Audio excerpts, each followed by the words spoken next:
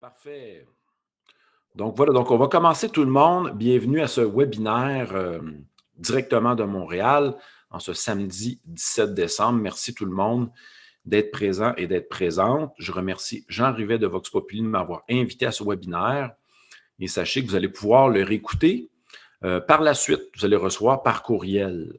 Ceux et celles qui ne me connaissent pas, je m'appelle Mathieu Martel, je suis conférencier depuis 17 ans et c'est Jean Rivet de Vox Populi qui a bien sûr aidé à mon baptême en 2005. J'enseigne la philosophie au collégial, donc plusieurs cours de philosophie, philosophie et rationalité, conception de l'être humain, éthique et politique. Mais je m'intéresse également à la spiritualité et aux traditions du shivaïsme du Cachemire, Advaita Vedanta et bien sûr assez inspiré par Krishnamurti et d'autres. Et vous pouvez bien sûr aussi découvrir ma façon de voir le monde à travers mes livres sur mon site. Donc, allez voir mathieumartel.com dans la section livres et aussi sur Facebook. Également, Facebook, Mathieu Martel Philosophe, il y a des petites rencontres spontanées pour ceux que ça intéresse. Donc, aujourd'hui, on va commencer. Notre thème, bien sûr, je l'ai discuté avec Jean Rivet au début, il y a 2 semaines de cela, suite à notre première rencontre, qui est aussi disponible sur le YouTube de Vox Populi. Aujourd'hui, nous allons traiter des hasards de la vie. Nous allons réfléchir ensemble à cette notion. Qu'est-ce que le hasard? Est-ce que, car certaines personnes croient que les hasards n'existent pas, on va essayer de comprendre qu'est-ce qu'un hasard, pourquoi certains disent que les hasards n'existent pas, qu'est-ce que ça cache comme présupposé philosophique. On va aussi toucher les notions, d'autres notions comme les synchronicités, des concepts expérientiels définis par Carl Jung. Je parlerai aussi d'une fameuse notion grecque qui s'appelle le kairos, hein, qui est un terme qui est présent chez certains penseurs grecs comme Xénophon. Vous savez que des grands philosophes qui ont connu Socrate, on a bien sûr Platon, qui était son maître, dont Socrate a été le maître pendant 9 ans. Mais on oublie souvent Xénophon, qui a côtoyé Socrate pendant 4 ans. Et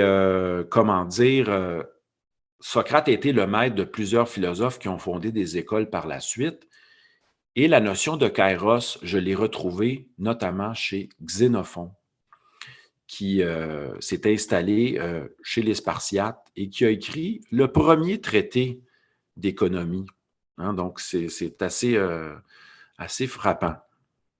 Alors, on va revenir, j'espère que vous allez bien. Merci tout le monde d'être présent, présente. Salutations à tous et à toutes. Il y aura une petite période, bien sûr, de questions. Vous allez pouvoir aussi lever la main à certains moments et on pourra rendre ça dynamique. Alors, commençons tout de suite avec les notions de hasard. Je vais vous poser d'abord une première question. Quand vous pensez au terme hasard, à quoi pensez-vous? Je vous donne quelques instants pour réfléchir. Hein? Le terme hasard, si on avait à l'associer, soit à un autre terme, soit à une expression, soit aussi peut-être à une image dans votre vie, à quoi vous fait penser le terme hasard de prime abord? Car c'est le thème de notre rencontre. On parlera des hasards de la vie, les hasards qui ont peu de signification et des hasards qui ont de la signification. Donc, dans le clavardage, les gens me disent qu'ils réfèrent le hasard au terme de synchronicité, notamment. Et Carole nous dit que qui dit hasard dit jeu de la vie. Si on va voir tout de suite de prime abord dans le dictionnaire, lorsqu'on va prendre le Robert ou le Larousse et qu'on se questionne sur le thème de hasard, hein, ça nous réfère à des expressions comme suivantes. Circonstances inattendues, hein, événements inexplicables, imprévus, aléas de la vie. hein. Donc, le hasard, ce qui est intéressant, Danou nous dit aussi que ça réfère aussi à ce qui est surprenant. Et là, on touche vraiment à la philosophie. Donc, je reviens à mon point. Le hasard, c'est quelque chose qui, de prime abord, semble nous échapper, mais qui nous frappe dans notre vie, hein, qui n'est pas quelque chose qui advient dans notre vie, mais qui nous trouble, qui nous bouleverse, mais qu'on est incapable d'expliquer. Mais on est capable de se dire, on est capable quand même de le nommer, de nommer ce qui nous arrive en disant wow, quelle rencontre hasardeuse! Et souvent, on fait référence, lorsqu'on fait référence à un hasard, on l'associe à des rencontres humaines. Ça me rappelle Jean-Paul Sartre lorsqu'il a rencontré Simone de Beauvoir et qu'il a dit notre rencontre n'était pas destinée, mais si je n'avais pas été à tel endroit, si je n'avais pas traversé la rue, si je n'étais pas allé à ce café, hein, c'est tous ces petits moments fugaces, ces moments spécifiques. Si je n'avais pas vécu ces moments, je ne t'aurais pas rencontré. Certains vont dire que les rencontres sont liées au destin. Hein, c'est comme si c'était sous une forme de quelque chose qui doit se passer selon un plan préétabli. Certains vont parler de plan divin, hein, ou d'un plan inscrit de ce qu'Aristote appellerait l'entéléchie. Donc, c'est un terme assez complexe, mais qui se divise. Aristote dit que, prenons l'exemple d'un pépin de pomme. Dans le pépin de pomme, nous avons le potentiel de l'arbre fruitier. Nous avons en potentiel dans ce petit pépin le germe d'une éventuelle semence qui grandira, qui se déploiera et donnera par la suite un arbre, un arbuste, un arbre fruitier et qui, à un certain moment donné, nous donnera des fruits. Le terme d'entéléchie, si on se réfère à Aristote, nous dit que nous avons en nous-mêmes, en notre fondement, en notre nature profonde, un potentiel qui veut se développer. Et les partisans d'une certaine vision de la vie destinale, OK, nous disent que il y a quelque chose qui veut se déployer en nous et qui va faire en sorte qu'il adviendra certaines circonstances, certaines rencontres qui seront prédéterminées par notre nature ou par notre nature en potentiel. Ça, c'est une certaine vision du monde, hein? Une vision qui est fondée sur ce qu'on pourrait appeler une vision destinale des choses. Dans la Grèce archaïque, on faisait référence à plusieurs dieux, et c'est les dieux qui nous guidaient, ou des forces surnaturelles. Et les êtres humains, à cette époque, étaient amenés, justement, à consulter ce qu'on appelle l'oracle de Delphes. Donc, les gens allaient consulter la Pythie de Delphes, qui était une femme qui était assise sur un trépied, derrière une espèce de paroi où il y avait des effluves telluriques qui surgissaient. Et dans le temple de Delphes, dédié à Apollon, on avait, comment dire, on avait des inscriptions sur le fronton du temple, des devises comme « Connais-toi toi-même » et comme la devise « Rien de trop », une autre devise qui était aussi « Ne prête pas caution ». Et là, les gens allaient, justement, consulter ces prêtresses-là, qui étaient des femmes entre 20 et 40 ans, qui n'avaient pas connu d'hommes durant leur vie, des prêtresses d'Apollon. Et ces prêtresses-là étaient comme un peu sous l'influence, quelquefois, il y en a qui disaient qu'ils mâchaient des feuilles de laurier, etc., sous l'influence des effluves telluriques hein, parce qu'il y avait une espèce de paroi derrière elle, et les gens allaient leur poser des questions pour savoir justement qu'est-ce qu'il allait advenir de leur destin. Donc, voilà un petit lien avec le destin. Et il y avait des prêtres hommes qui décodaient ou qui interprétaient les réponses de ces femmes prêtresses qui, comme le dit Héraclite, ne répondaient jamais en disant oui ou non aux questions.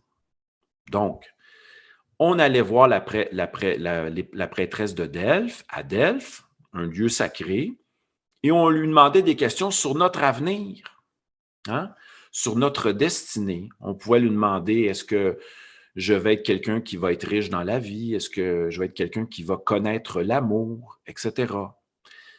Et il y a une histoire qui court dans les écrits delphiques, OK, qui sont compilés à travers une édition, une maison d'édition qui s'appelle l'édition des Belles Lettres. On a des espèces de propos rapportés de certaines rencontres des gens qui allaient à Delphes poser des questions. Et je ne sais pas si celle-ci, si ce que je vais vous conter dans quelques instants, c'est une rumeur, c'est une légende ou c'est un propos qui est dans le texte parce que je n'ai pas le texte avec moi. Je vous conte l'histoire. Alexandre le Grand et d'autres grands dirigeants politiques allaient voir la prêtresse de Delphes. Et Alexandre le Grand aurait demandé à la prêtresse ou à une des prêtresses, est-ce que je vais conquérir le monde? Donc, il voulait en savoir plus sur sa destinée. La prêtresse de Delphes, ou une des prêtresses, ne répond pas à Alexandre. Alexandre a un tempérament assez impétueux. Vous savez qu'il a à peu près 160 villes, entre 140 et 160 villes qui ont porté son nom, qu'il a élargi le royaume de la Macédoine, il est allé jusqu'en Égypte, en Inde, etc. Il a même amené des sages grecs, il a même rencontré des gymnosophistes. Alors, la réponse fut la suivante. Justement, les Pythies de Delphes ne donnent pas de réponse à Alexandre. Alexandre s'empare d'une des Pythies de Delphes, la met sur son épaule, saute sur son cheval. Parce qu'Alexandre n'acceptait pas qu'on ne lui réponde pas, vu son caractère. Et là, finalement, la Pythie de Delphes déclare à Alexandre, face à sa question qui était la suivante, hein, on va se rappeler la question qui était « Vais-je conquérir le monde? » Et la Pythie de Delphes répond à Alexandre, « Tu es irrésistible. » Qu'est-ce que cela veut dire? Donc, si on se fie au fragment d'Héraclite, parce qu'il nous reste à peu près 160 fragments d'Héraclite, Héraclite, qui est un philosophe, un des premiers présocratiques, nous dit « La Pythie de Delphes ne dit ni oui ni non. » Hein, on n'est pas dans le mode binaire encore actuel occidental. Elle signifie. Donc, face à la question d'Alexandre, elle ne va pas répondre « Oui, tu vas devenir le conquérant du monde » ou « Non, tu ne deviendras pas le conquérant du monde. Hein? » Elle aurait dit à Alexandre « Tu es irrésistible », ce qui peut être pris dans plusieurs sens du terme. Irrésistible pour sa puissance, sa force, sa beauté, etc. Ou ça voulait, en fin de compte, c'était une forme de réponse à la question. Personne ne pourra te résister. Et par la suite, on verra qu'Alexandre, justement, aura élargi son royaume d'une façon assez considérable. Mais revenons à notre point. Alors, car vous voyez que mon approche est une approche en boucle. J'ai parlé de destin. Donc, aujourd'hui, je ne vous présente pas une vision destinale qui s'opposerait au hasard. Aujourd'hui, on va tenter de discuter du hasard comme quelque chose qui, à la fois, nous frappe, nous étonne, qui est de l'ordre de l'inattendu. Il y a des hasards qui n'ont pas de sens dans notre vie, mais ceux qui nous intéressent aujourd'hui, pour un peu nous rapprocher de Jung, sont les hasards qui nous interpellent profondément, sont les hasards qui viennent nous chercher émotionnellement, qui viennent, nous amènent, comme dira Karl Jaspers, à nous poser des questions profondes. Hein, on va s'arrêter au hasard qui nous interpelle.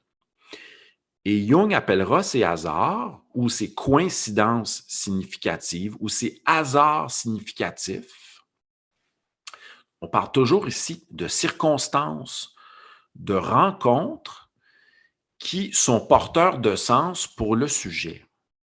Mais certains, dans la vie, sont enfermés dans une vision spatio-temporelle, causaliste, et se disent, bon, il ne s'agit que d'un hasard. Hein, ce qui vient de m'arriver, ce n'est qu'un hasard. La vie est gérée par des lois physiques.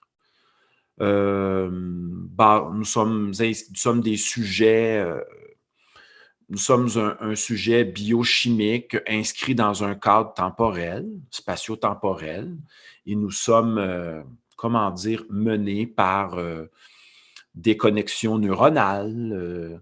Hein, nous sommes des êtres constitués biochimiquement. Et ça pourrait s'arrêter là. Mais dans le cadre de la psychologie de l'approche de Jung, Jung va définir comme suit justement ces hasards significatifs, ces coïncidences porteuses de sens comme étant des synchronicités. Je vais vous conter justement 2 histoires à ce sujet qui concernent Jung et mon ami Dominique. Parce que la vie, on n'est pas séparés par des expériences de synchronicité. Mais c'est quoi une expérience de synchronicité, nous dit Jung? Hein, vous savez que je n'ai aucune prétention, je ne suis pas psychologue, mais j'ai lu Jung et je me suis intéressé à ces notions-là. Alors, il dit que c'est une rencontre acausale entre 2 phénomènes. Acausale, qui n'implique pas de relation de cause à effet.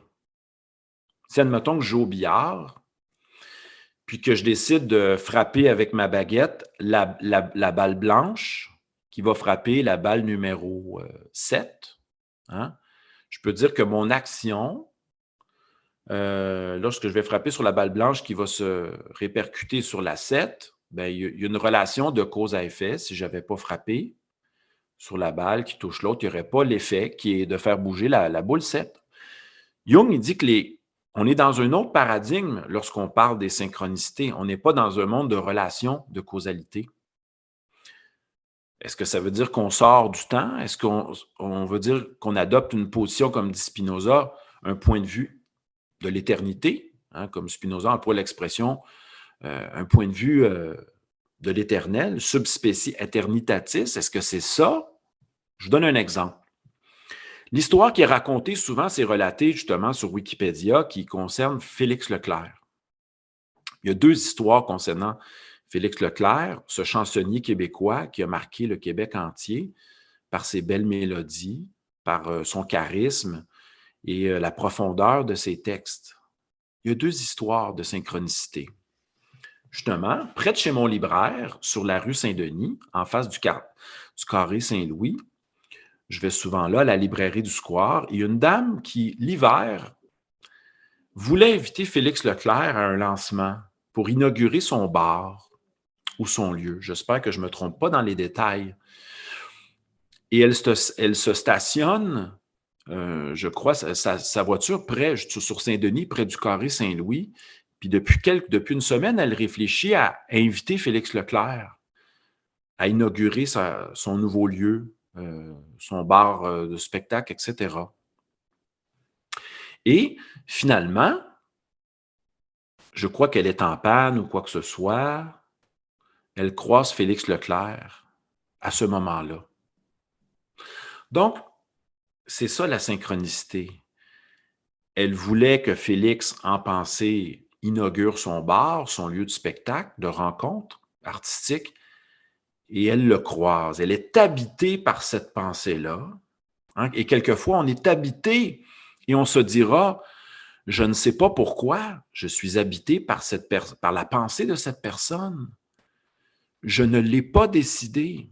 Donc là, on n'est pas dans une perspective de philosophie où c'est-à-dire dans une vision où nous sommes des êtres qui décidons volontairement de réfléchir à un sujet.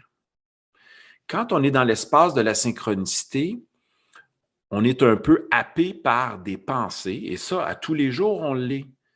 Habité par des pensées, mais des pensées qui sont prenantes émotionnellement, qui ne veulent plus nous quitter, comme la dame qui se disait: «J'aimerais que Félix soit celui qui inaugure mon lieu de spectacle.» Et elle le rencontre. Donc, je termine la définition de Jung. Il s'agit d'un événement ou d'une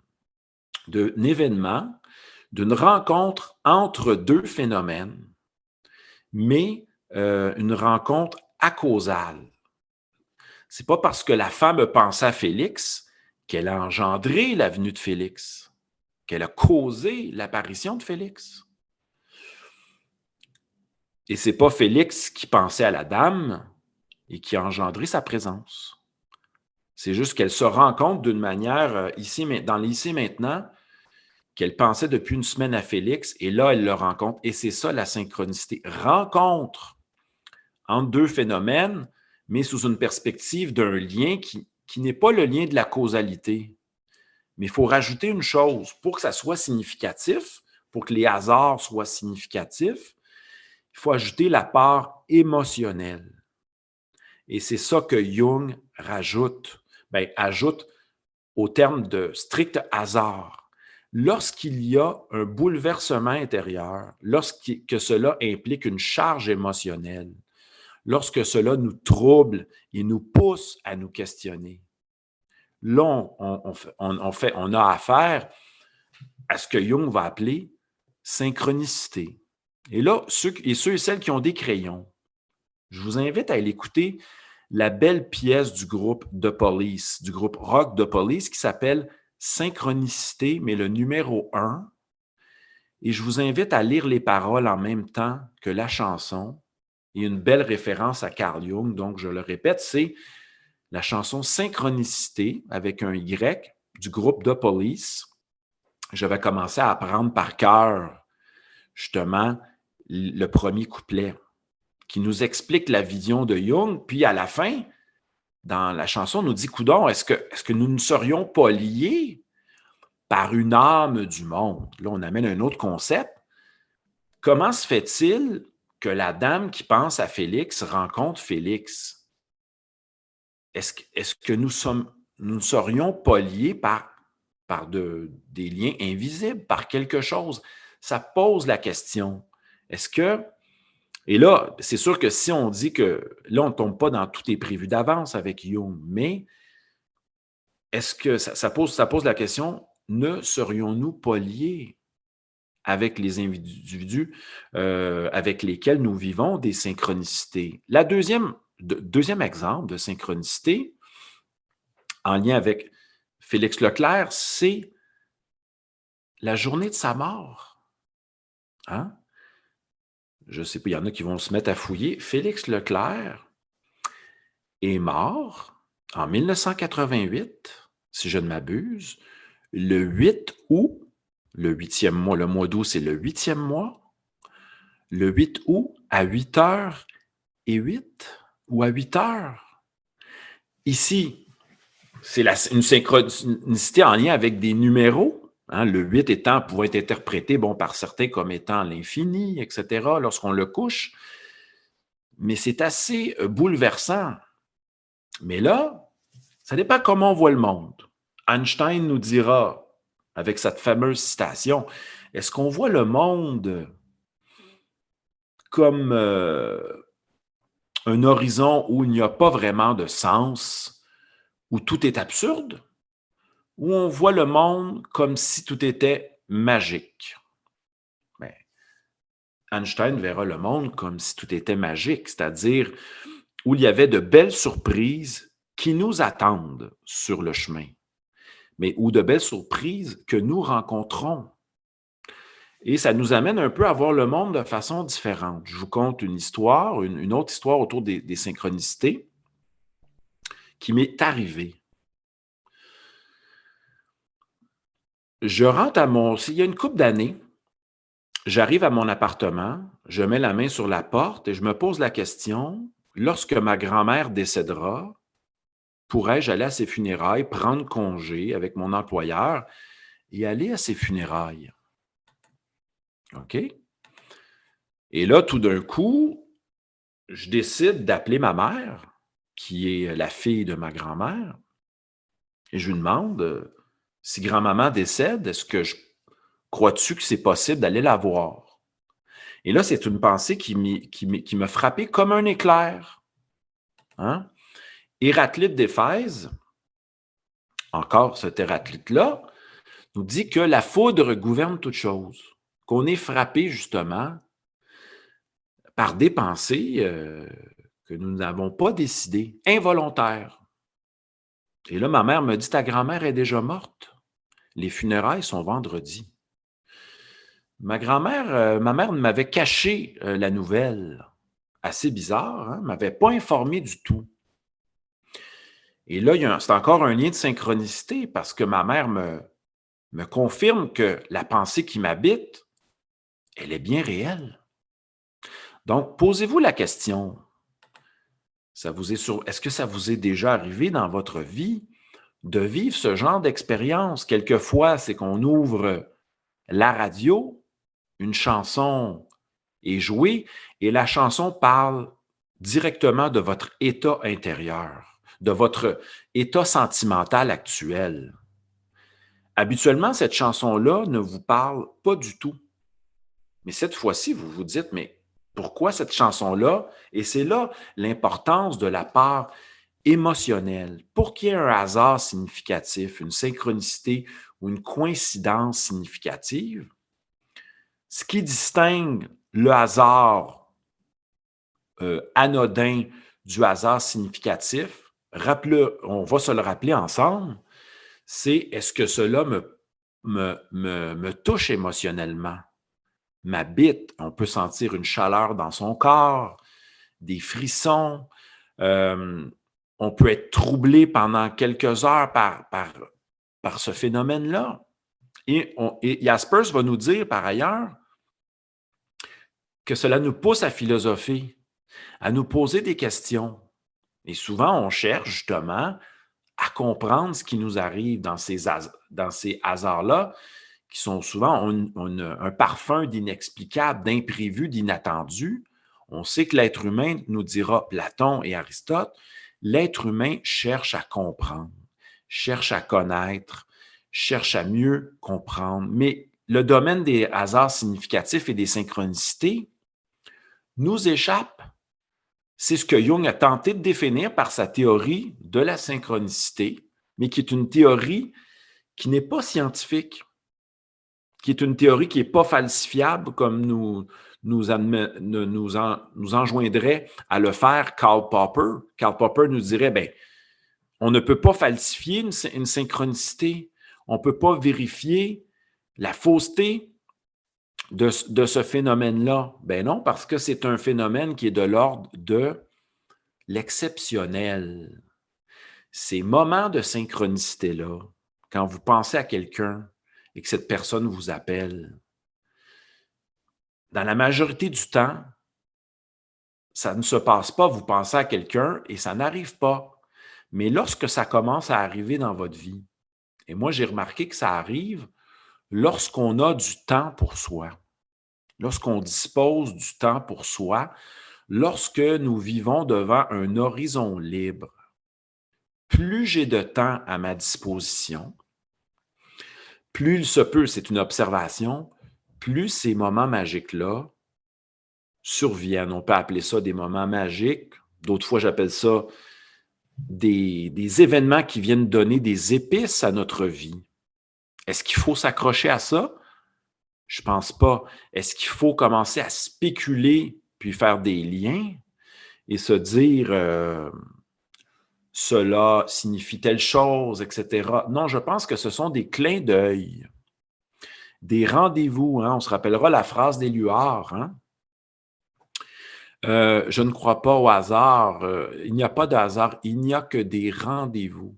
Mais pour être au rendez-vous, pour chérir ces rendez-vous-là, ça nous demande 2 choses. Et c'est ce que nous disaient nos enseignants au primaire, au début, lorsque nous étions à l'école, et c'est ce qu'on dit peu maintenant à nos élèves, car nous sommes tous et toutes des élèves de la vie sur un chemin spirituel intéressant. Observer. Est-ce que nous observons et est-ce que nous sommes à l'écoute? C'est ainsi qu'on apprend et qu'on s'imprègne. Hein? Lorsqu'on observe la neige tomber, les arbres, lorsqu'on ressent la chaleur du vent, la fraîcheur, sommes-nous à l'écoute et attentifs? Est-ce que nos sens sont aiguisés? Et par ailleurs, est-ce que nous sommes aussi à l'écoute de ce qui se trame en nous? Hein, pas simplement ce qui se passe dans le monde phénoménal extérieur, mais à l'intérieur de nous. Sommes-nous à l'écoute des pensées qui viennent cogner à la porte de notre esprit? Des sentiments, des impressions, des intuitions. Hein? On peut mettre les intuitions. Laissez-moi vous définir maintenant l'intuition. Je l'ai définie comme suit, c'est une évidence. Hein? L'intuition est une évidence qui surgit de manière spontanée et immédiate en nous, comme qui dit évidence, Descartes nous dira, c'est une forme de clarté, hein? Une idée claire, mais tout cela surgit de manière involontaire. Et Jung, lui, va rajouter l'aspect émotionnel à tout ça. Donc, on est frappé quelquefois par des intuitions profondes. Mais on se dit, ah non, c'est contraire à la raison. C'est contraire au sens commun. C'est pas ce qu'il faut que je fasse. Hein? C'est pas ce qu'on m'a appris qu'il faudrait que je fasse habituellement. Voilà. Juste fermer, il y a un petit micro qui est ouvert. Je vous demanderai de juste fermer votre micro, s'il vous plaît. Merci beaucoup. Alors, je reviens à mon intuition. Ces intuitions-là nous aptent à chaque jour, mais on les pousse du revers de la main. C'est pas ici, cette idée-là, elle est trop renversante. Ça va contraire à mon éducation. Cette idée-là va contraire au sens commun. Mais ça me dit de faire telle chose. Ça me dit de décider, de prendre telle décision. Mais ça va à l'envers de ma vision, à l'encontre de ma vision du monde. Comment dire, ça me bouleverse. Ce n'est pas le chemin habituel. Ce n'est pas le chemin de la conformité. Oh, ça va à l'encontre de ce que me disent le gouvernement et les médias. Mais j'en ai comme une certitude. Prenons l'exemple de mon ami Sébastien. Ça lui dit va rester dans les bois. Donc, il dit c'est plus fort que moi. Je dois aller habiter dans les bois. Et là, il déménage à Harford, etc. Il dit je ne sais pas pourquoi je dois aller là, mais c'est un appel profond, un appel intérieur. Et là, on est dans l'ordre de l'intuition qui nous habite.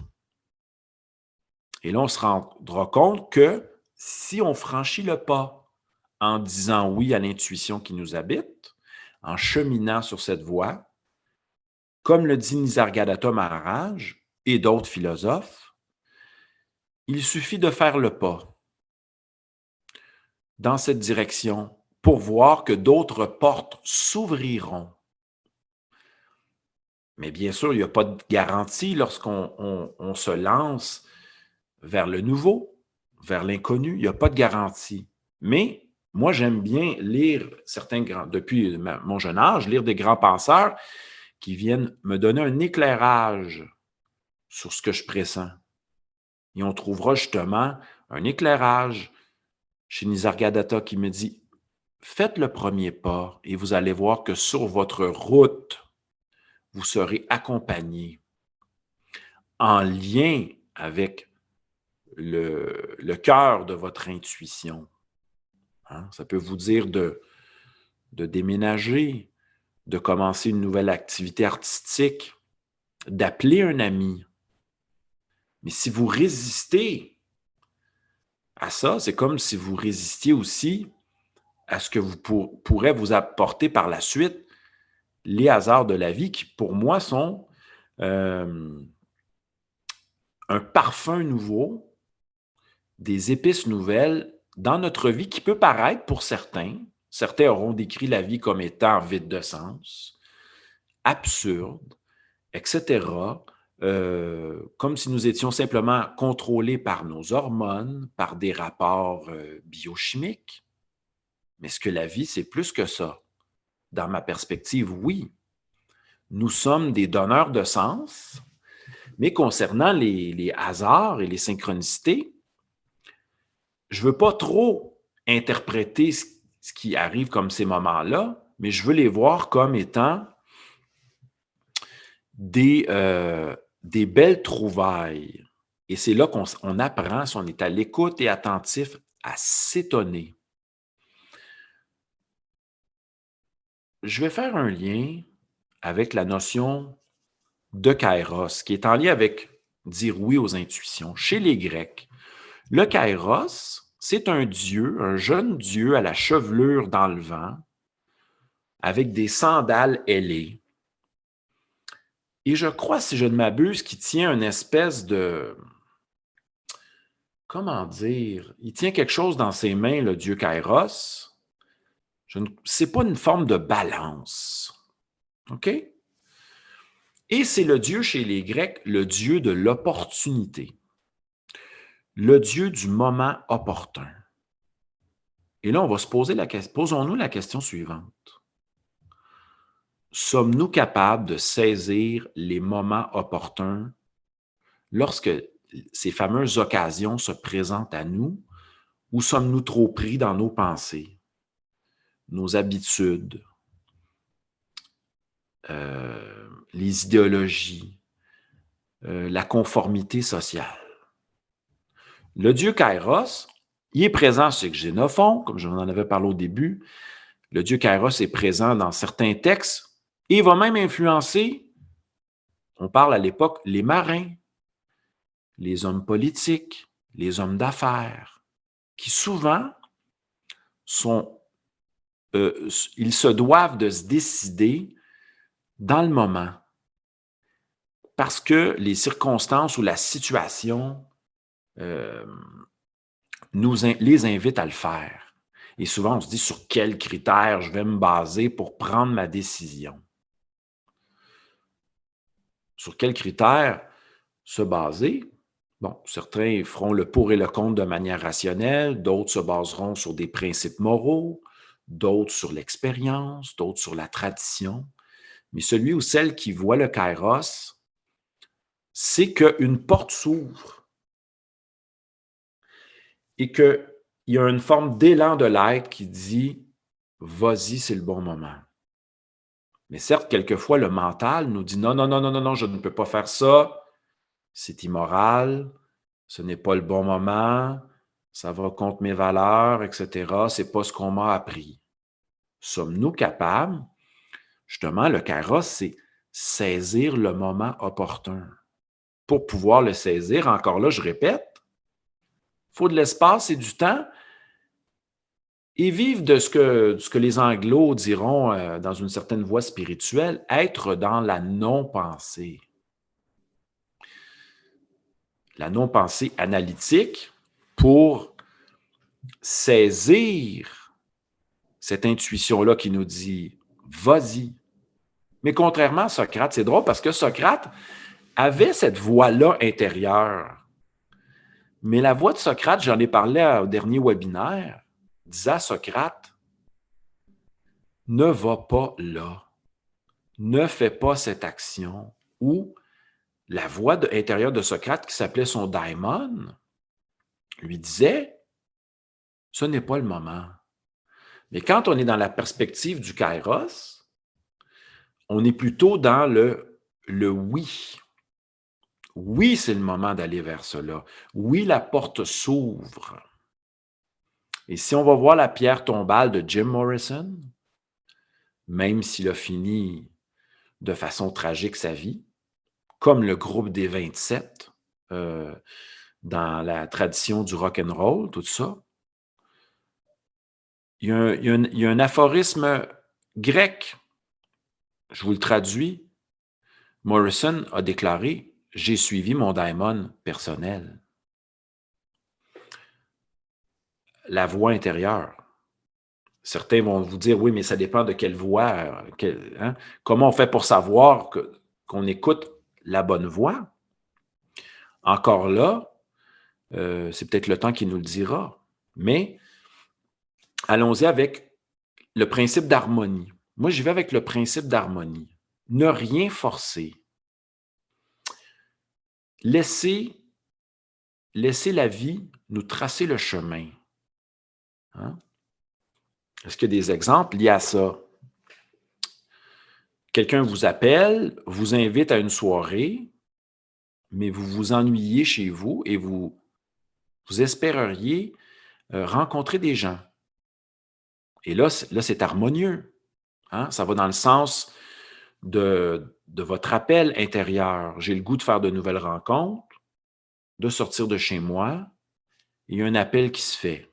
Après, il faut vérifier intérieurement ce que vous propose votre ami. Est-ce que cela résonne en vous?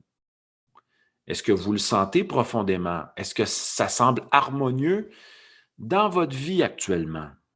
Donc, ça demande un peu de réflexion. Et c'est peut-être à partir de ces petits critères-là, comme l'harmonie. Est-ce que c'est harmonieux? Est-ce que cela s'inscrit bien? Parce que, admettons que vous décidez de vous coucher tôt et qu'on vous invite à une soirée qui commence tard, vous pouvez vous dire, bon, ben, ça ne va pas avec, ce n'est pas en syntonie avec mon état, je voulais me coucher tôt, ça ne sera pas le bon moment. Et là, il ne faut pas se gêner pour dire non, hein, pour dire aux autres personnes, non, ce n'est pas le moment. Mais là, ça nous déçoit profondément parce que nous avions envie de vivre l'expérience. Mais nous voulons le faire dans une perspective harmonieuse, fluide, qui est en accord avec notre être profond. C'est pour ça que lorsqu'on vit notre vie dans la perspective des hasards significatifs, des rencontres significatives qui peuvent nous aider à donner du sens, à entreprendre de nouvelles aventures, on peut quand même prendre un moment d'arrêt, se demander, est-ce que ça correspond, est-ce que c'est en accord, en harmonie avec mon être profond? Voilà. Est-ce qu'il y a des questions, des commentaires? Je prends une petite pause comme ça en ce moment. N'hésitez pas à lever la main et je vais vous écouter, bien sûr. Écoutez votre commentaire. J'ai des commentaires dans le clavardage, mais je ne veux pas me déconcentrer en lisant les commentaires. J'en profite pour vous remercier d'être présents et présentes. À tous et à toutes ici, je vais continuer, bien sûr, ma réflexion avec vous. Et oui, il y a une question. Christophe, Jean-Christophe, on t'écoute. Si vous m'entendez là. Oui, parfaitement, Christophe. En fait, alors, merci pour cette conférence, c'est très enrichissant et ça fait du bien de vous écouter ou de t'écouter. Je ne sais pas si on se tutoie ou si on se vous voit. J'ai lu dernièrement Philippe Guillemont, je l'ai exprimé un peu par écrit, et lui parle, Philippe Guillemont, si vous connaissez, il parle de double causalité. En fait, pour Philippe Guillemont, c'est un chercheur au CNRS qui s'est dirigé il y a une douzaine d'années vers ce qu'il appelle la nouvelle physique. En fait, il a creusé autour de ce qu'on appelle la physique quantique. Et lui explique la théorie de double causalité.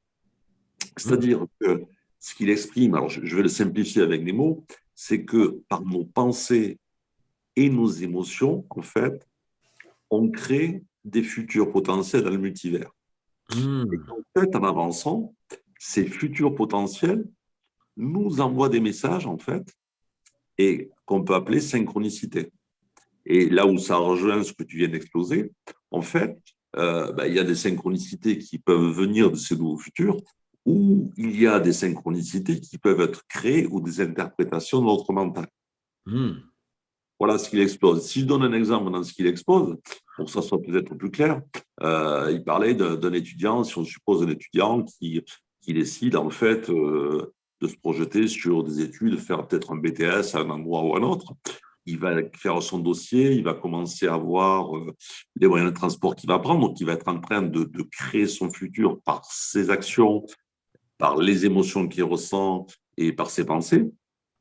Et en fait, supposons qu'en avançant, ben, il y a des grèves de train, il y a des manifestations ou autres, et cet étudiant, il va avoir la chance d'avoir quelqu'un qui va le transporter. Il va se retrouver confronté avec plein de chances qu'il va faire, qu'il va arriver à passer son examen, ou il va arriver à Hmm. l'école. Et en fait, c'est ce qu'on pourrait appeler là les synchronicités. Ça pourrait être l'exemple de ces synchronicités créées par ce nouveau futur. Voilà. Merci Christophe, je vais reprendre la balle. Merci pour ton commentaire. Ça m'ouvre vraiment euh, sur la position suivante. Je te demanderais juste de fermer ton petit micro pour l'instant. Mais intéressant ce que dit Christophe.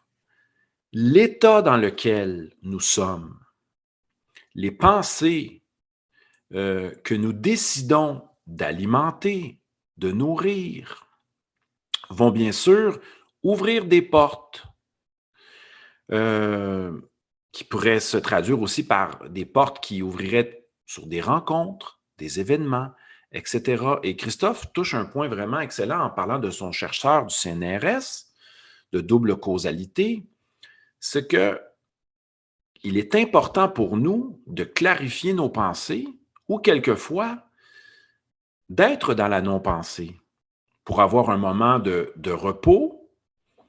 Et il est peut-être aussi important de ne pas nourrir certaines pensées. Parce qu'écoutez, je connais des individus qui se répètent à tous les jours. Je n'aime pas mon emploi. Et ils vont aller très loin. Je n'aime pas ma vie. Je n'aime pas le lieu où j'habite. Ils vont répéter ce mantra-là sans cesse. Et là, en faisant ça, nous dit Christophe, c'est qu'on crée des occasions, des circonstances et même des événements par notre attitude et par notre pensée. C'est peut-être pour ça que certaines écoles philosophiques vont nous dire, apprenez à respirer profondément, à créer un intervalle entre deux pensées à vous, hein, à prendre une pause de la pensée, parce que certaines pensées envahissantes, anxiogènes, angoissantes, que nous répétons sans cesse, peuvent avoir certaines incidences, surtout par notre attitude. Hein, nous diront certains chercheurs que l'attitude que nous avons, quelquefois face à la maladie, à certaines problématiques, va vraiment peut teinter ce qui va s'en suivre. Hein? Donc, c'est pour ça que certaines philosophiques, je remercie encore Christophe d'avoir ouvert cette porte-là, c'est pour ça que certaines philosophiques vont dire, pour ne pas s'empêtrer dans les pensées négatives, dans les espèces de ruminations qui vont qui vont créer un certain brouillard mental, de s'en tenir à l'observation, au constat, aux faits par rapport à notre vie. Mais lorsque un événement arrive et vient brasser les émotions, là, quelquefois, ça peut ouvrir des portes sur des synchronicités et être en accord avec ce que l'on veut vraiment. Je vais vous conter l'histoire de mon ami Martin, qui est un ancien pompier et qui a travaillé aussi chez Bombardier dans l'aéronautique et qui un jour me dit, Mathieu, je veux m'inscrire en histoire de l'art. Je ne me suis jamais écouté auparavant. Je fais une fois pour toutes dans ma vie un choix pour moi-même. Je ne choisis pas l'argent, la sécurité, la tradition. J'ai envie d'aller étudier en histoire de l'art. Martin, dans la quarantaine, je dis, Martin, je t'écoute, je reçois ce que tu me dis et je t'appuie. Il dit, j'aime l'art, j'aime faire des lectures sur les peintres, sur les anciens manuscrits. J'ai une grande curiosité. Je vois que l'histoire de l'art, c'est un champ infini. Et là, Martin, il décide d'aller en restauration, faire un master en restauration prochainement à Kingston. Mais sur son chemin, il rencontre des professeurs qui notent chez Martin les qualités d'un chercheur, d'un professeur. Et justement, son professeur qui l'aide à faire un certain cours, qui lui donne un certain cours, lui dit « Je te vois faire ta maîtrise avec moi, ton doctorat, etc. » Martin est super enjoué. Il décide « Bon, mais je pense que je vais peut-être laisser faire la restauration, puis je vais aller faire des études doctorales ou de master en histoire de l'art. » Tout d'un coup, je le rencontre cette semaine, il dit « Mathieu, les plans ont changé. La professeure avec qui j'étais est partie en Europe, elle est revenue et son tempérament a changé. Je ne sais pas pourquoi. Elle veut toujours me faire une lettre de référence, mais je ne me vois plus travailler avec elle, faire la maîtrise ou le doctorat. Il y a quelque chose qui a totalement changé et je ne comprends pas. Donc, c'est peut-être. Et Martin me dit, je suis un gars qui change souvent d'idée, etc. Je dis, il n'y a pas de problème à changer d'idée. Mais là, il dit, on dirait que je ne m'en vais plus vers les études supérieures. On dirait, suite à la rencontre avec ma professeure qui a changé d'attitude, etc., je ne me vois plus travailler avec elle. Donc, il s'agit peut-être, justement, ici, je vais inviter la notion d'être profond. Il se peut que l'être profond de Martin sache mieux que son moi ce qui est bon pour lui. Ça nous rappellera Emerson qui dit « Mon être parle davantage que ce que je peux déclarer avec des mots dans un texte ou dans une conférence. Mon être parle plus. » Mais il y a aussi l'expression « Mon être, c'est peut-être ce qui est profondément bon pour moi. » Et je dis à Martin, ce n'est peut-être pas un problème. Tu as eu ta lettre de référence et là, tu ne sens pas que tu dois continuer avec cette professeure-là. Reste ouvert. Et le Martin décide de poursuivre peut-être pour aller en restauration. Donc, quelquefois, c'est quoi le point que je vais amener? Quelquefois, nous avons des pensées qui nous habitent. Nous pensons qu'elles sont vraies, qu'elles vont se réaliser, que c'est la vérité même, que ces pensées-là sont des guides moraux sur notre chemin. Mais la vie, avec un grand V, en décide autrement. Et comme disait mon professeur de philosophie allemande, on a beau invoquer Dieu ou la vie avec un grand V, finalement, c'est en notre conscience que le sujet pensant va prendre sa décision. Mais là, je rajouterais une décision en résonance, en harmonie avec ce qu'on appelle l'être, qui implique à la fois la raison, les émotions, l'aspect spirituel, l'aspect vital, énergétique. On peut appeler ça l'être avec un grand E. Donc, notre être, quelquefois, si on ose être à l'écoute, si on ose être attentif, et là, c'est très difficile parce que ça nous place tout le temps vers une vie où nous devons être à l'écoute et attentifs ici et maintenant. C'est vivre sans chemin prétracé. Mais c'est d'apprendre à accueillir dans le trésor du ici et maintenant certaines intuitions qui vont monter en nous. Je vous conte une histoire. Cette nuit, je m'étais couché vers 10h30. Et à 1h30, je suis réveillé par les pompiers dans mon condo.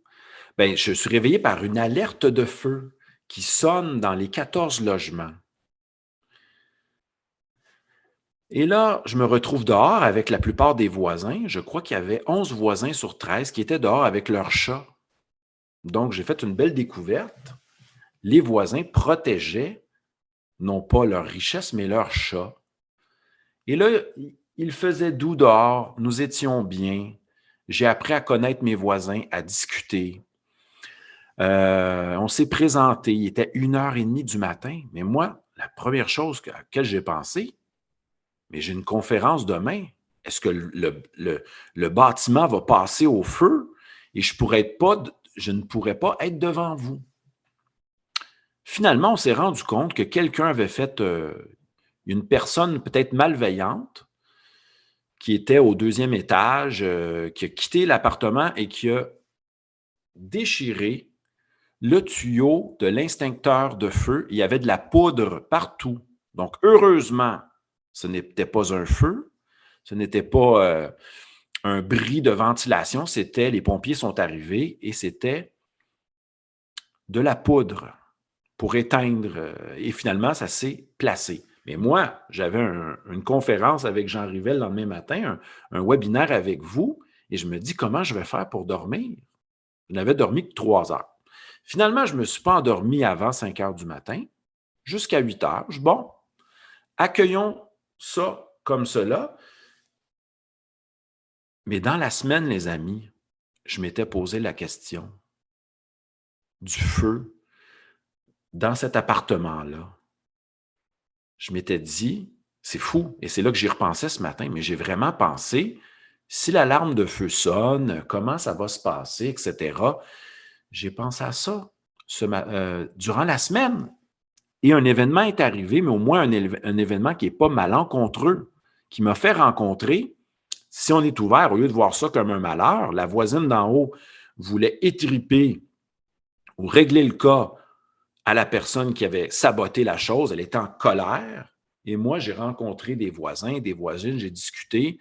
Je n'ai pas dormi pendant à peu près 3 heures durant, mais je me suis dit, c'est beau, j'ai savouré la neige, observé la neige tomber, etc. Et je me suis endormi quand je me suis endormi. Et la vie est parfaite et je suis avec vous ce matin. J'en ai parlé la dernière fois de Cocteau et du lien avec le feu. Et je me suis posé la question hier, ça m'a poussé à me poser la question suivante. Qu'est-ce qui était le plus important? Écoutez, les amis, ce qui était le plus important, c'était d'être avec vous. Je voulais être sûr d'être là avec vous pour vivre ce webinaire-là. Il y a peut-être aussi une pensée qui m'est venue, à savoir mes instruments de musique. C'est peut-être eux que j'aurais aimé sortir s'il y avait eu un feu. Mais j'étais déjà dehors. Et ça nous rappelle la phrase de Cocteau. Cocteau, je l'ai dit, cette belle phrase-là, la semaine dernière. Il y a un lien aussi avec Martin qui a quitté, je vais faire une parenthèse après avec Martin, qui a quitté son poste de pompier. Okay? Donc, si votre maison venait à brûler, Cocteau nous pose la question suivante dans un de ses textes. Qu'emporteriez-vous avec vous? Quand le matériel vient à brûler, qu'est-ce qui est le plus important? Posons-nous la question suivante. Hormis subvenir à nos besoins essentiels, dans la vie, y a-t-il quelque chose de plus important? Platon, dans le Criton, va nous dire, oui, c'est une chose que de vivre, mais l'important, c'est de bien vivre. Et bien vivre, c'est aussi se poser la question, qu'est-ce que le bien pour moi? Quel genre de vie je veux vivre? On pourrait se poser aussi la question, est-ce que je vis vraiment en ce moment où je me sens pas tout à fait vivant? Mais même si on fait le constat qu'on se dit, moi, je me sens un peu fatigué, je me sens pas tout à fait vivant, je me sens pas tout à fait en harmonie avec moi-même, les psychologues nous diront qu'on a déjà fait la moitié du chemin. Constater ce qui ne va pas, constater qu'on est peut-être sur le mauvais chemin, c'est constater quelque chose qui est une prise de conscience qui va, et c'est justement ces prises de conscience-là qui sont un feu pour l'âme et l'esprit. Le feu des prises de conscience, c'est ce qui nous nourrit à chaque instant. Et ça, on peut même pas fuir le tout. On peut même pas fuir ces situations-là parce que même fuir, nous dirait Sartre, même fuir, même dans la fuite, peut se cacher un trésor. Hein? Même le fait de se fuir soi-même, juste le fait de le constater, ça réveille un grand feu. Et la réponse je l'ai dit la semaine dernière, il y a 2 semaines, la réponse de Cocteau, c'est que j'emporterai le feu. Et moi, je dirais, au lieu d'appeler ça le feu, j'emporterais le désir et la conscience. C'est ce qui va nous nourrir toute notre vie. Et justement, ce que je voulais dire à propos de Sartre, c'est que Sartre nous dira, nous ne pouvons pas fuir les prises de conscience, nous ne pouvons pas fuir les remises en question, nous ne pouvons pas fuir les changements que nous devons opérer, les décisions que nous devons prendre. Mais alors, pourquoi sommes-nous tant attachés quelquefois au matériel, aux conditions de subsistance? Certes, il faut s'occuper de la base, des désirs essentiels, primaires, etc. Mais une fois que ça c'est comblé, restons ouverts. Et c'est ce que Martin a fait. Après, je vais vous laisser à quelques questions. C'est ce que Martin a fait, lui qui était pompier pendant 10 ans, et lorsqu'il a remis à sa démission à son supérieur a dit, Martin, que fais-tu là? Je n'ai jamais vu ça en 30 ans. Je n'ai vu une personne démissionner des pompiers. Les conditions sont remarquables, etc. Mais il dit, je suis tanné d'attendre la vie, que la vie me dise, j'ai un feu à éteindre. Je suis tanné d'être dans l'attente. Je suis tanné d'être dans une cage de sécurité dorée. J'ai envie d'aller dans un domaine, non pas pour la sécurité financière, pour les bonnes conditions, mais parce que cela est passionnant. Et c'est ce que continue de faire Martin, justement, lui qui a quitté. Puis j'ai pensé à Martin hier soir, je vais sûrement l'appeler aujourd'hui pour lui parler de ce qui s'est passé dans mon appartement. Donc, je suis quand même lié à Martin. Je parle de Martin et je vais peut-être avoir de belles découvertes juste en jasant avec lui, etc. On avait aussi vécu avec Martin.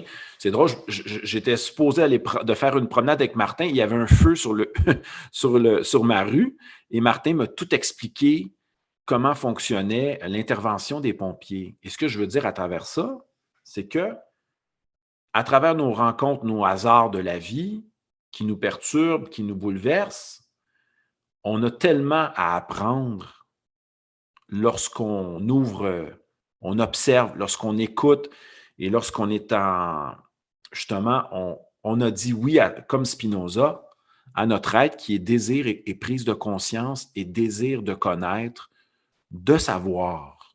Maintenant, j'irai avec des questions.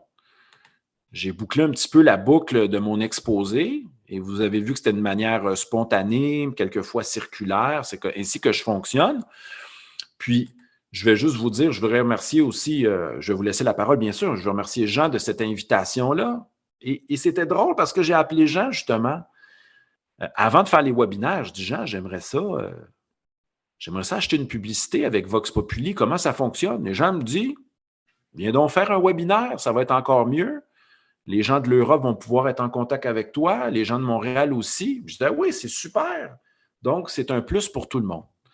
J'attends vos questions. Est-ce qu'il y a des questions, des commentaires? Là, je ne vois pas le clavardage. Je vais en profiter pour remercier et ouvrez vos micros quand vous êtes prêts. Gilliane, Hélène, Anaïs, Martine, merci à Michel, à Maryse, à France, à Florence qui est là, à Sylvie, à Claire, à Richard, à Ricard et Anne aussi. Merci à Pierre Gauthier, à Mademoiselle Liberté, à Madame Guillemette et aussi à Marie. Est-ce que Marie, tu aurais une question pour moi? Je pose ça comme question, je ne sais pas. Souvent, Marie a beaucoup de questions. Est-ce que Marie est prête pour une question? Oui, bonjour Mathieu. Bonjour Marie. Oui. Moi, je remarquer que tout ce que tu dis est très positif. C'est toujours, c'est ça qui, enfin personnellement, qui me fait du bien, mais je pense que à tous. C'est-à-dire que tu es très positif. Le désir, c'est toujours quelque chose qui nous ouvre, qui est positif, qui va. Bon. Et en même temps, ça me fait penser que le désir, on est dans une société qui tout le temps nous appelle au désir, hein, la publicité, tout ça. Et ça, c'est pas positif. Enfin, je veux dire, c'est un désir qui souvent nous abaisse, nous alourdit, tu vois. Et toi, tu parles du désir profond de l'être, et ça, c'est magnifique, mais oui. C'est pas évident de faire la différence. Voilà, c'est juste ça. Marie, ton point est tellement... Marie, elle t'apporte toujours de l'eau au moulin, de la réflexion. C'est vrai que j'ai quand même une vision optimiste des choses, mais là, je vais vous ramener justement Une belle lecture pour ceux qui aiment faire de la lecture, et je pense que j'en ai déjà parlé avec Marie et d'autres auditeurs. La critique des désirs, elle est faite par un philosophe de l'Antiquité qui a fondé une école qui s'appelle le Jardin, et c'est Épicure. Et justement, Épicure va critiquer ce qu'on appelle les désirs non naturels, non nécessaires, et va faire une distinction entre les désirs, entre les désirs naturels seulement et naturels nécessaires. Et Marie apporte un bon point parce qu'on se fait charmer par la publicité, par les politiques, etc., et on peut se perdre dans des désirs non essentiels. Et c'est vrai qu'il faut revenir au désir profond de l'être. Mais pour une super belle lecture, je vous invite à lire chez Garnier-Flammarion La lettre à Ménécée. Et là, on a deux éditions. On a une édition d'Épicure qui s'appelle Les fragments d'Épicure, avec un peu plus de fragments qui viennent du Vatican, qui ont été conservés au Vatican, parce qu'on n'a pas les ouvrages d'Épicure. Il a écrit au-dessus de 90 ouvrages. On a 3 lettres, les fragments épicuriens, les fragments du Vatican, mais il faut lire la lettre à Ménécée, où il critique justement, écoutez, on est au 4e siècle avant notre ère, et j'enseigne ce texte à mes élèves. Et c'est incroyable parce que Épicure, notamment dans les désirs sans fondement, il y en a 3 que j'ai appelés les 3 soifs. La soif de gloire, la soif de pouvoir et la soif de possession. Toutes ces 3 soifs-là qui sont inextinguibles, pour rester dans notre thématique du feu, hein, ce sont des soifs infinies pour certains individus, puis on le voit avec ceux qui sont sur la sellette, les artistes, les hommes puissants, etc., les hommes de pouvoir, les hommes et les femmes qui cherchent la gloire et la renommée. On le voit que pour Épicure, ce sont des soifs infinies, très difficiles à satisfaire, mais ceux qui sont au sommet veulent continuer à avoir plus de puissance, d'influence, de gloire et de pouvoir. Et ce sont des soifs qui ne s'éteignent pas et qui vont nous troubler. On a vu comment Steve Jobs a fini, un homme assez colérique, un homme ambitieux qui a ruiné sa propre santé et qui a laissé des leçons de sagesse à la fin de sa vie lorsqu'il est mort dans la cinquantaine. Et il nous a peut-être même dit de travailler moins. Et c'est pour ça que les gens qui vivaient dans le jardin d'Épicure, c'était une communauté d'amis. La solidarité amicale était importante, la vie en commun pour philosopher, comme là, on se rencontre, on fait comme des rencontres épicuriennes. Et le fait de, oui, subvenir à ses besoins fondamentaux, c'est important pour Épicure, mais aussi l'amitié, le fait de philosopher. Voilà ce qui va nous procurer le bonheur. Ça passe par la réflexion, la philosophie, la remise en question. Et là, je vous ai parlé des 3, justement, les 3 désirs non naturels qui peuvent nous perdre. Voilà. Merci Marie de ton commentaire. Est-ce que d'autres commentaires, d'autres questions? Il faut que je vous dise de quoi aussi avant qu'on se quitte. Est-ce que vous avez d'autres commentaires sur mon exposé qui était quand même toujours mené, comme je dis, d'une façon inspirée, inspirante et spontanée? Est-ce qu'on a d'autres questions ou des petites remarques? À part Marie, je remercie Marie, etc. J'aimerais vous dire notamment que si vous voulez me suivre, il y aura un petit webinaire, un petit Facebook Live demain sur ma page Mathieu Martel Philosophe. Ceux qui veulent avoir une petite rencontre, vous avez juste à vous abonner sur ma page Mathieu Martel Philosophe. Et une super rencontre à Montréal, en présence, le 13 janvier à 19h au Yoga Shack à Montréal, près du métro Crémazie. Pour ceux qui veulent vivre une expérience en présence, il y a ça aussi. Et je vais sûrement aussi demander à Jean à savoir, est-ce qu'on répète cette belle expérience-là de webinaire pour le début de l'année? Je ne sais pas, Jean va sûrement nous revenir. Mais est-ce qu'il y aurait des questions et des commentaires avant qu'on se quitte ou etc. sur notre petite rencontre spontanée. Et voilà, je suis vraiment content d'avoir fait ça parce que ce n'était pas prévu. Vous voyez qu'il y a eu comme une synchronicité. Quand j'ai appelé Jean, c'était pour acheter une publicité. Et Jean me dit, Mathieu, on va essayer un beau webinaire ensemble. Et il y a Robert qui a une question. Robert, on t'écoute dans le clavardage. Je vais essayer d'aller voir ça. Pendant que les autres sont là, on t'écoute, Robert, avec ta question. Est-ce que tu es allé audio ou par écrit? Je ne sais pas ici, j'essaie de voir. Est-ce qu'on voit Robert? Voilà, on va voir si je vais avoir le temps d'avoir sa question. Oui, j'écoute. J'ai un micro d'ouvert. Est-ce que vous êtes prêts à parler? On n'a pas de questions ici. Est-ce que Jean est parmi nous? Je pense que Robert, son micro ne fonctionne pas. Robert, à ce OK. moment-là, peut-être écrire la question dans le chat. Ouais.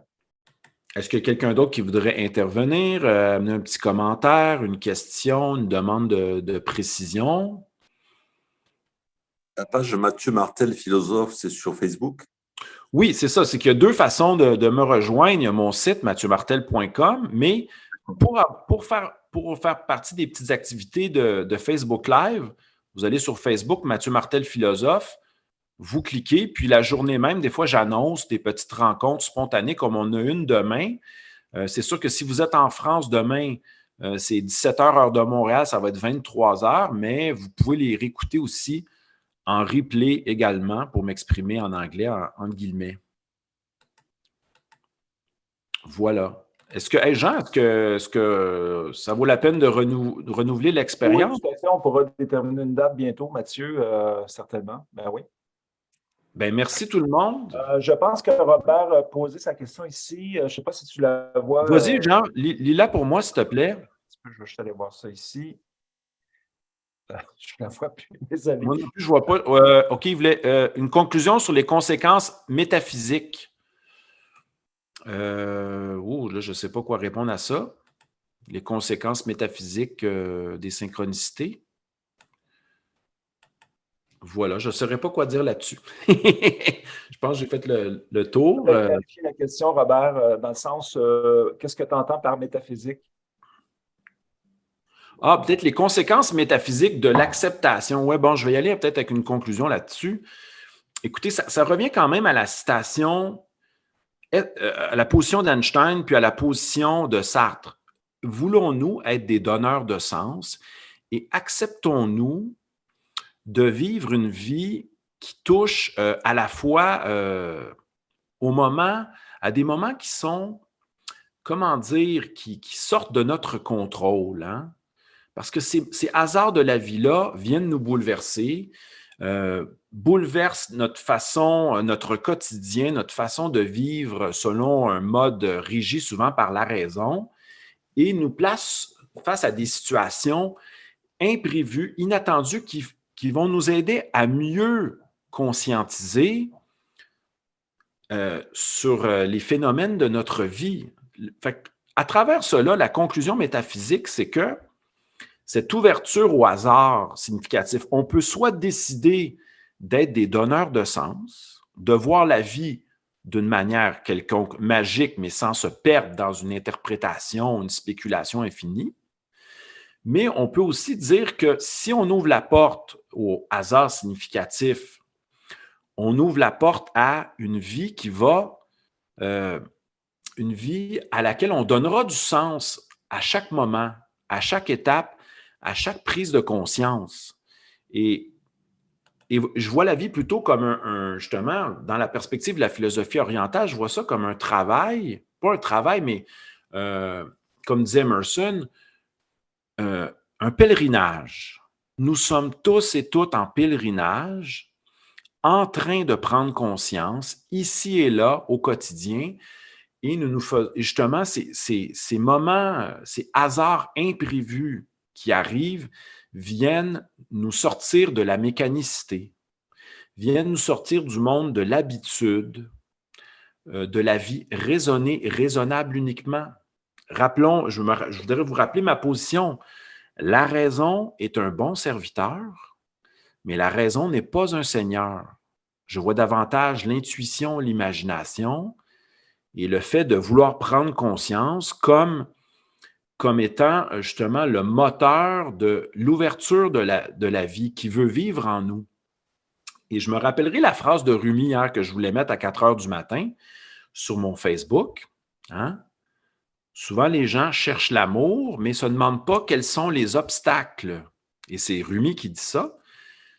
Prenons conscience des obstacles que nous mettons devant nous, qui nous empêchent de vivre l'amour et aussi de se rendre compte, non pas que l'amour se trouve sur mon chemin à l'extérieur, mais pour prendre conscience que l'amour est en nous et demande simplement à se déployer. Hein? Voilà. Et l'autre citation que j'ai mise, c'est une citation de La Fontaine ce matin, à 4 heures du matin. Vous irez voir sur ma page Facebook Live, qui parlait justement, bon, ça revient avec notre entretien de notre point de départ qui était, comment dire, je vais parler de la destinée. Et La Fontaine disait, souvent nous fuyons, nous errons sur certains chemins, et peut-être que cette errance-là est nécessaire pour justement rencontrer sur notre chemin, et ça sera mieux dit sur ma page Facebook Live, Mathieu Martel, philosophe, que justement, c'est les errances, le fait de se perdre est quelquefois nécessaire pour nous ramener sur un chemin de sens, un chemin destinal, hein, où il y aura des rencontres, justement, je n'ai pas parlé beaucoup des rencontres, mais des rencontres significatives qui feront sens sur notre chemin destinal, mais un chemin où on ne subit pas le destin, mais nous sommes à la fois co-créateurs, participants par nos prises de décision, par nos pensées et par nos prises de conscience. Alors, je vous remercie tout le monde. Merci à Jean Rivet de Vox Populi. Merci à Carole, Pierre, Anne et compagnie. Merci à Marie, à Macha, Sylvie, France, Florence et compagnie. J'espère que vous avez apprécié cette rencontre spontanée, toujours. Et je laisse la parole à Jean.